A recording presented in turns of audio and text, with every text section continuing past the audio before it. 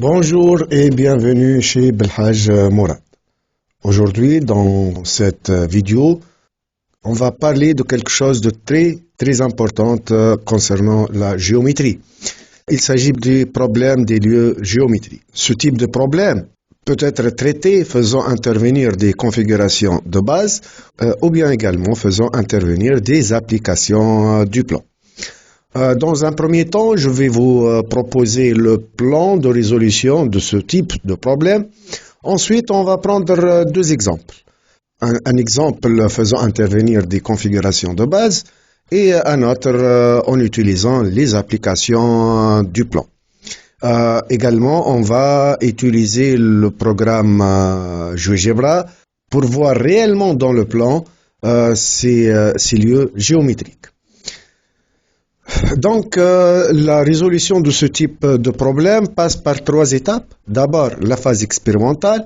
Dans cette étape, on doit faire une figure dans laquelle on distingue les éléments fixes par rapport aux éléments variables de la figure, puis on place quelques exemples, 3-4 exemples peuvent être suffisants pour avoir une idée sur le lieu géométrique à déterminer. Ensuite, la deuxième étape, c'est d'émettre une conjecture sur le lieu géométrique, à partir, bien sûr, des exemples précédents.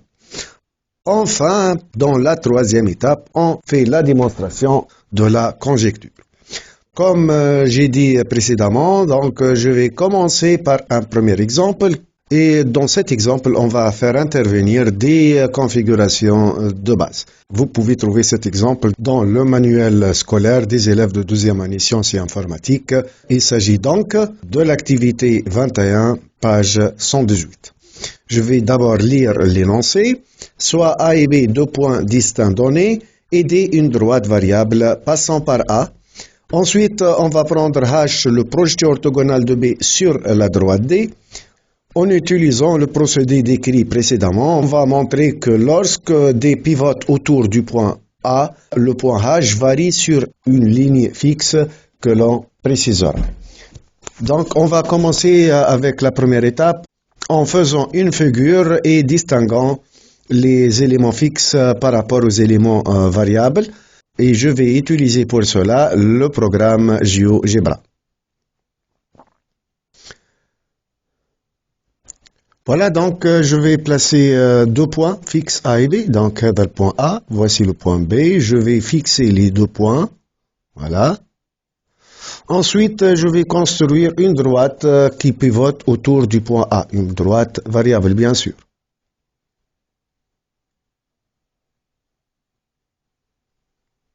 Cette droite est une droite variable, donc je vais la distinguer par rapport aux éléments fixes. Alors, je vais colorier cette droite. Bien. Maintenant, on va considérer le point H projeté orthogonal du point B sur cette droite.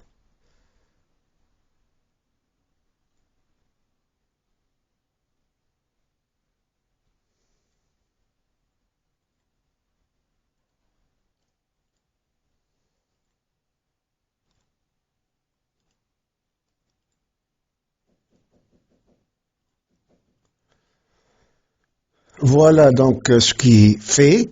Maintenant, on va faire pivoter la droite autour du point A. Observez bien, donc le changement de position de cette droite entraîne un déplacement du point H. La question maintenant qui se pose, quel est l'ensemble du point H lorsque cette droite pivote autour du point A? Pour la première étape, vous allez normalement prendre plusieurs exemples et essayer de conjecturer, suivant ces exemples, l'ensemble décrit par le point H. Ici, bien sûr, on a un petit avantage et qu'on peut laisser la trace du point H et par conséquent voir directement l'ensemble du point H lorsque cette droite pivote autour du point A. Observez bien donc, je vais afficher la trace du point H et je vais faire pivoter cette droite autour du point A. Comme vous pouvez le constater, donc le point H va décrire cet ensemble qui est au fait le cercle de diamètre AB. Voici donc l'ensemble décrit par le point H dans ce premier exemple. Il reste finalement de prouver cette conjecture. Ici, donc, ce n'est pas très difficile de la prouver.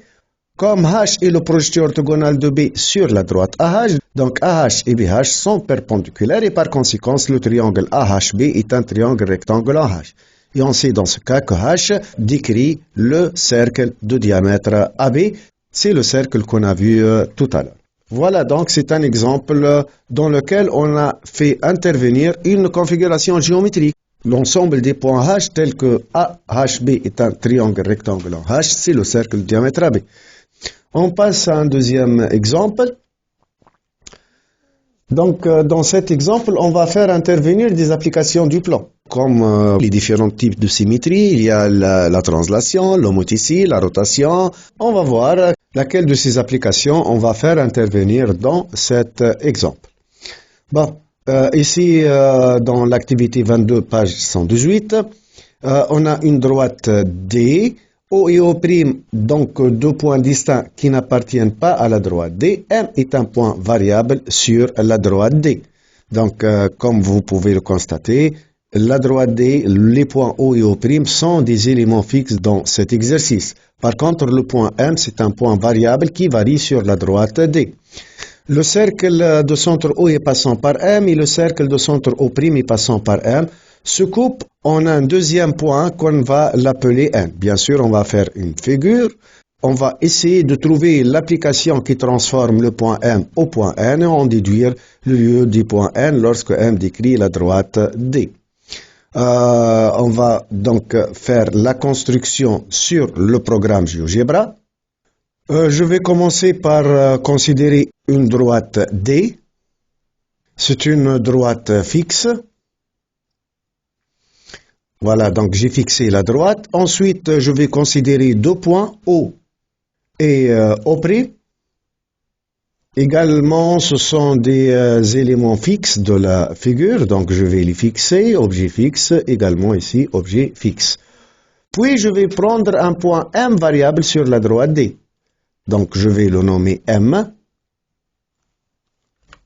Et je vais colorier ce point pour le distinguer. Donc, comme vous pouvez le constater, il s'agit d'un point mobile sur la droite.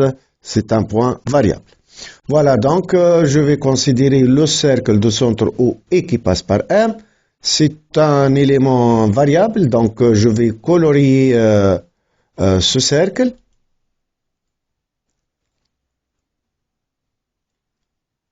Voilà. Ensuite, un deuxième cercle de centre O' et qui passe aussi par le point M. Également, il s'agit donc d'un objet variable. Donc, je vais colorier ce deuxième cercle. Bien. Ces deux cercles, ils se coupent en un deuxième point qu'on l'appelle N. Donc, je vais nommer le deuxième point d'intersection N. Voilà, je vais colorier également ce point. C'est un point variable. Bien. Voici donc un exemple de la figure. Donc, si je prends le point M dans cette position sur la droite D, le point N va prendre cette position.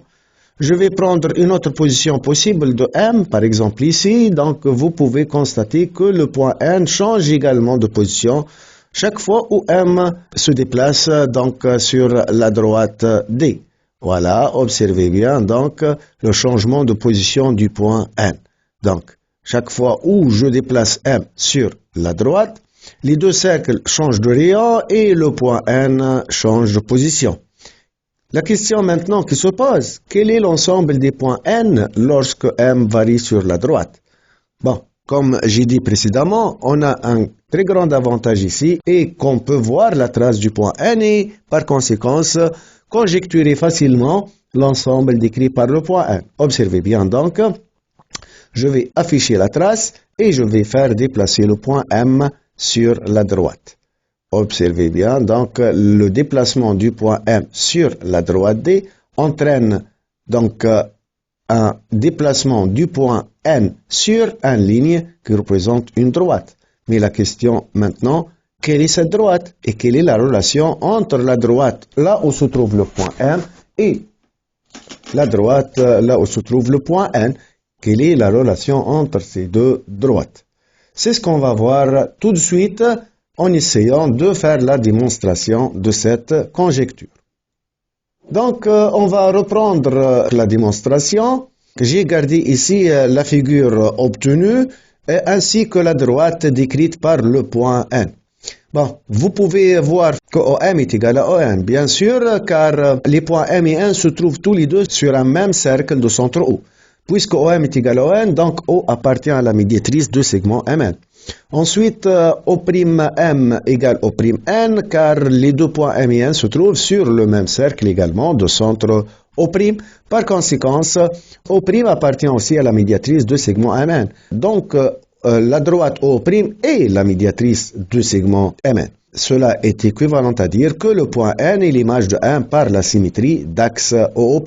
Il s'agit donc d'une symétrie axiale ici. L'application qui transforme le point M au point N, c'est la symétrie d'axe OO'. La droite OO' est un élément fixe, bien évidemment.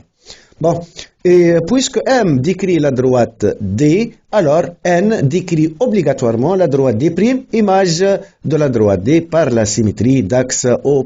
Donc le lieu géométrique qu'on cherche dans cet exemple, c'est la droite D', image de la droite D. D est une droite fixe, donc la droite D', ce sera également une droite fixe, puisque l'axe de la symétrie O' est un axe fixe. Malgré que N varie, il se trouve toujours sur un ensemble fixe, comme on a dit, c'est la droite D'. Voilà donc, j'espère que vous avez bien compris les deux exemples. Et à la fin de cette vidéo, je vous dis comme d'habitude, bon travail et à la prochaine.